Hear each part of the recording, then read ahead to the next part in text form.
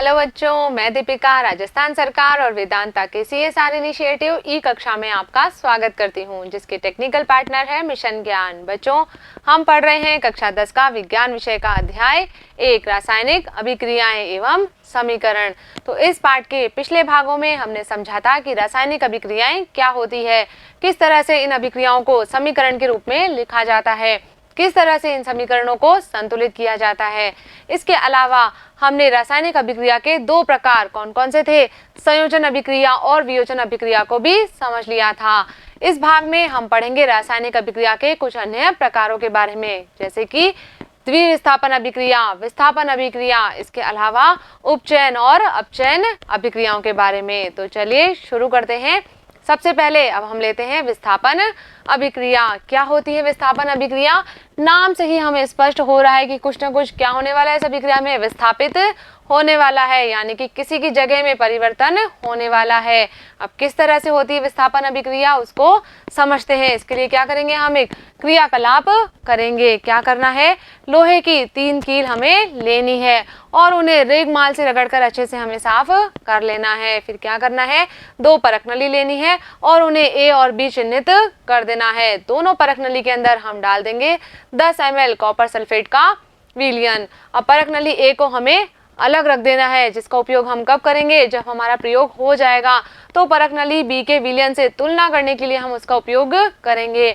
और जो हमारी परख नली B है उसमें हमें क्या करना है, लोहे की जो 2 कील हमने ली है उन्हें हम धागे से बांधकर इस परख नली B के अंदर जो हमने कॉपर सल्फेट का विलयन लिया है उसके अंदर हमें जो है 20 मिनट तक उसे डुबो देना है। इस तरह से हमने क्या किया है, दोनों कीलों को धागे की सहायता से बांध दिया है और जो हमारी परख नली B है उसके अंदर जो हमने कॉपर सल्फेट का विलयन लिया है उसके अंदर इन दोनों कीलों को डुबो देना है। 20 मिनट के पश्चात हम क्या करेंगे, इन दोनों कीलों को हम इस कॉपर सल्फेट के विलयन से बाहर निकाल लेंगे और जो परख नली A और B है उनके अंदर जो कॉपर सल्फेट का विलयन है उन दोनों विलयनों के रंग की तुलना हमें करनी है। परख नली A के अंदर हमने जो कॉपर सल्फेट लिया था उसका रंग कुछ इस तरह का था और बाद में उसका रंग जो है वो बदल जाता है।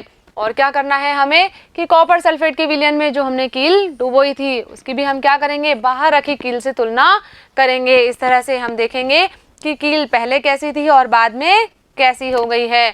तो यहाँ पर हम देखेंगे क्या हो रहा है, रासायनिक अभिक्रिया हो रही है और इस रासायनिक अभिक्रिया के कुछ परिणाम भी होंगे। क्या परिणाम होगा कि प्रयोग के पश्चात लोहे की कील का रंग कैसा हो जाता है, भूरा हो जाता है और जो कॉपर सल्फेट के विलयन का नीला रंग था वो भी कैसा हो जाता है, मलिन हो जाता है। यानी कि यहाँ पर रासायनिक अभिक्रिया हो रही है, कुछ रासायनिक परिवर्तन हो रहे हैं।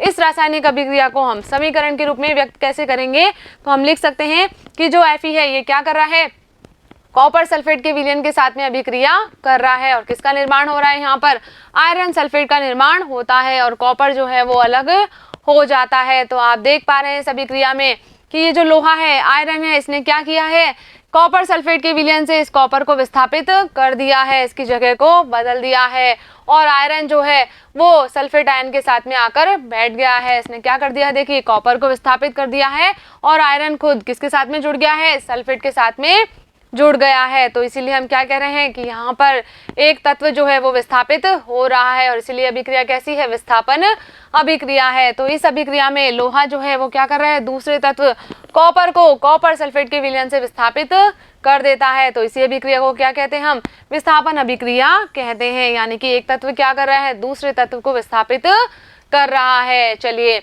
आगे कुछ और उदाहरण देखते हैं हम। यहाँ पर हमने अभिक्रिया ली है कि जिंक जो है वो कॉपर सल्फेट के विलयन से अभिक्रिया कर रहा है। तो यहाँ पर किसका निर्माण हो रहा है, जिंक सल्फेट का निर्माण हो रहा है और कॉपर जो है वो फिर से इस अभिक्रिया में अलग हो जाता है। यानी कि जिंक क्या कर रहा है, कॉपर सल्फेट के विलयन से कॉपर को विस्थापित कर रहा है। दूसरी अभिक्रिया देखते हैं कि यहाँ पर लेड जो है वो क्या कर रहा है, कॉपर क्लोराइड से अभिक्रिया कर रहा है और फिर इसने क्या किया है, कॉपर क्लोराइड से कॉपर को विस्थापित कर दिया है और जो लेड है वो क्लोराइड के साथ में मिलकर किसका निर्माण करता है, लेड क्लोराइड का निर्माण यहाँ पर कर लेता है। तो इन अभिक्रियाओं में भी क्या हो रहा है, एक तत्व दूसरे तत्व को विस्थापित कर रहा है। तो ये भी क्या है, विस्थापन अभिक्रिया है। तो यहाँ पर जिंक और लेड जो है वो कॉपर की अपेक्षा अधिक क्रियाशील तत्व हैं, इसलिए क्या करते हैं, ये कॉपर को उसके यौगिक से विस्थापित कर देते हैं। तो यहाँ पर क्या होता है कि विस्थापन अभिक्रिया के अंदर जो अधिक क्रियाशील तत्व है वो कम क्रियाशील तत्व को विस्थापित कर देता है। चलिए आगे बढ़ते हैं। आगे हम बात कर रहे हैं द्विविस्थापन अभिक्रिया की। ये रासायनिक अभिक्रिया का अगला प्रकार है द्विविस्थापन अभिक्रिया। तो हमें नाम से क्या पता चल रहा है कि यहाँ पर दो चीजों का विस्थापन होने वाला है, यानी कि विस्थापन अभी हमने देखा तो एक तत्व का विस्थापन हो रहा था और यहाँ पर क्या होगा, दो जो यौगिक हैं उनके बीच में आयनों का आदान प्रदान होगा। तो इसे हम क्या कहेंगे, द्विविस्थापन अभिक्रिया कहेंगे। किस तरह से होती है इसको समझने के लिए हम करेंगे एक क्रियाकलाप। क्या करना है हमें, एक परख नली में हम लेंगे 3 ml सोडियम सल्फेट का विलयन और एक और परख नली लेनी है, उसके अंदर हम डाल देंगे 3 ml बेरियम क्लोराइड और दोनों विलयन को इस तरह से हम क्या करेंगे, मिला देंगे। तो एक परख नली में हमने क्या लिया है, बेरियम क्लोराइड का विलयन लिया है और दूसरी परख नली में हमने सोडियम सल्फेट का विलयन लिया है। अब जब इन दोनों विलयन को मिलाएंगे तो यहाँ पर भी एक रासायनिक अभिक्रिया हो रही है। क्या होता है यहाँ पर कि एक श्वेत रंग के पदार्थ का निर्माण होता है। ये जो पदार्थ यहाँ पर बन रहा है ये जल में अघुलनशील होता है, अविलय होता है। तो इसे हम क्या कहते हैं, इसे अवक्षेप कहते हैं। अब क्योंकि इस अभिक्रिया में अवक्षेप का निर्माण हो रहा है तो इसीलिए इसे हम अवक्षेपण अभिक्रिया भी कहते हैं। क्या बन रहा है यहाँ पर, श्वेत अवक्षेप का निर्माण हो रहा है। इस अभिक्रिया को जब हम समीकरण के रूप में लिखेंगे तो क्या लिख सकते हैं हम यहाँ पर कि सोडियम सल्फेट बेरियम क्लोराइड के साथ में मिलकर किसका निर्माण करता है, बेरियम सल्फेट का निर्माण करता है और इसी के साथ साथ सोडियम क्लोराइड का निर्माण भी यहाँ पर होता है। तो इस अभिक्रिया के अंदर क्या हो रहा है, आयनों का आदान प्रदान हो रहा है। कैसे हो रहा है कि जो बेरियम तथा सल्फेट के आयन हैं ये क्या करते हैं, अभिक्रिया करके बेरियम सल्फेट के सफेद अवक्षेप का निर्माण यहाँ पर कर लेते हैं और इस अभिक्रिया के अंदर सोडियम क्लोराइड यानी कि NaCl का निर्माण भी होता है जो कहाँ पर रहेगा, विलयन के अंदर ही रहता है। तो इसीलिए इसकी अवस्था कैसी हो जाएगी, एक्वस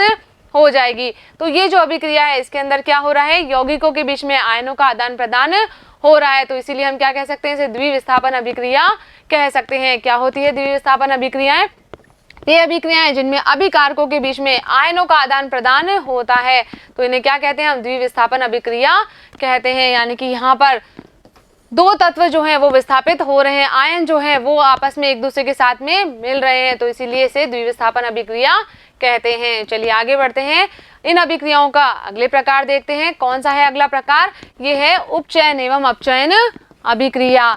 उपचयन और अपचयन अभिक्रिया क्या होती है इसको समझने के लिए भी हम क्या करेंगे, एक क्रियाकलाप करेंगे। क्या करना है, हमें चाइना डिश लेंगे और इसके अंदर हम 1 ग्राम कॉपर चूर्ण लेंगे और इस तरह से हम क्या करेंगे, उसे गर्म कर लेंगे। चाइना डिश के अंदर हमने क्या ले लिया है, कॉपर का चूर्ण ले लिया है और बर्नर की सहायता से हम इसे गर्म कर रहे हैं। तो अब क्या होगा, यहाँ पर भी रासायनिक अभिक्रिया होगी।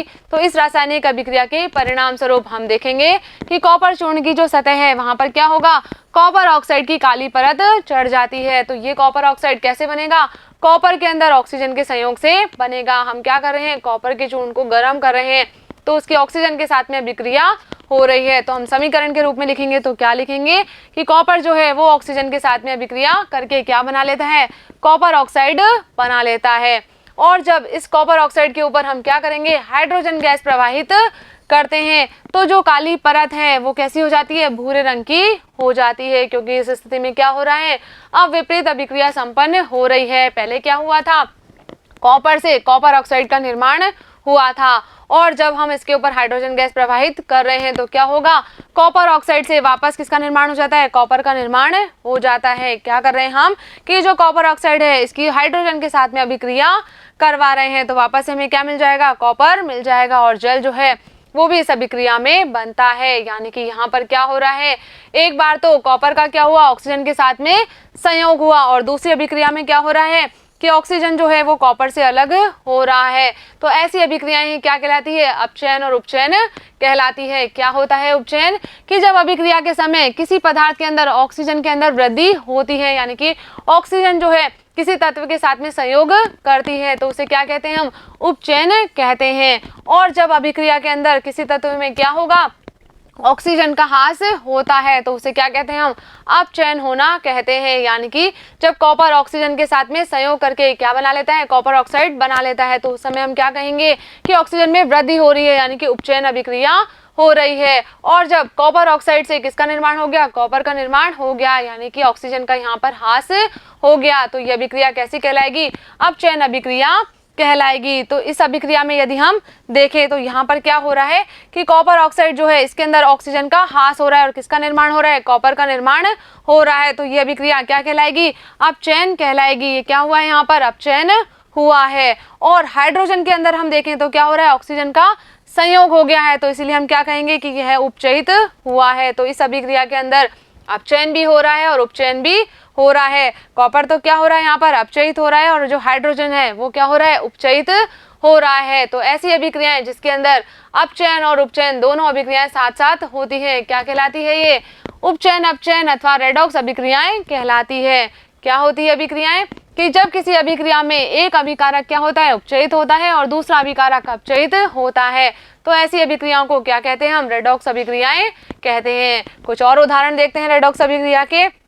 जैसे कि यहाँ पर हमने क्या लिया है, जिंक ऑक्साइड लिया है और ये कार्बन के साथ में अभिक्रिया करके क्या बना रहे हैं, Zn+CO बना रहा है। तो यहाँ पर हम देखें कि जिंक ऑक्साइड का क्या हो रहा है, यहाँ पर Zn के अंदर अपचयन हो रहा है क्योंकि इसमें क्या हो रहा है, ऑक्सीजन हट रही है और कार्बन क्या हो रहा है, उपचयित होकर CO का निर्माण यहाँ पर करता है। एक और उदाहरण देखते हैं हम, MnO2 + 4HCl मिलकर क्या बना रहे हैं, MnCl2 + 2H2O और यहाँ पर क्लोरीन गैस का निर्माण भी होता है। तो इस अभिक्रिया के अंदर HCl के अंदर क्या हो रहा है, HCl जो है वो Cl2 में उपचयित हो जाता है। यहाँ पर देखिए हाइड्रोजन जो है वो हट रहा है और जो MnO2 है इसके अंदर क्या हो रहा है, MnCl2 में अपचयित हो रहा है। यहाँ पर ऑक्सीजन का ह्रास हो रहा है। तो जो अपचयन और उपचयन अभिक्रिया है इन्हें हम ऑक्सीजन के साथ साथ हाइड्रोजन के संदर्भ में भी व्यक्त करते हैं। क्या कह सकते हैं हम यहाँ पर कि जब किसी अभिक्रिया में पदार्थ का उपचयन हम तब कहेंगे जब या तो ऑक्सीजन की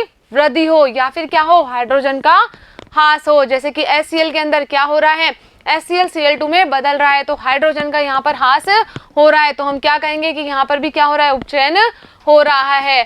और यदि मान लीजिए पदार्थ का अपचयन हमें बताना है तो हम क्या कहेंगे कि ऑक्सीजन का ह्रास होगा या फिर हाइड्रोजन के अंदर क्या होती है, वृद्धि होती है। तो उसे हम क्या कहेंगे, अपचयन अभिक्रिया कहेंगे। ऑक्सीजन में तो कमी होगी और हाइड्रोजन के अंदर क्या होगी, वृद्धि होगी। तो इस तरह से हम अपचयन उपचयन अभिक्रियाओं को व्यक्त कर सकते हैं। चलिए आगे बढ़ते हैं।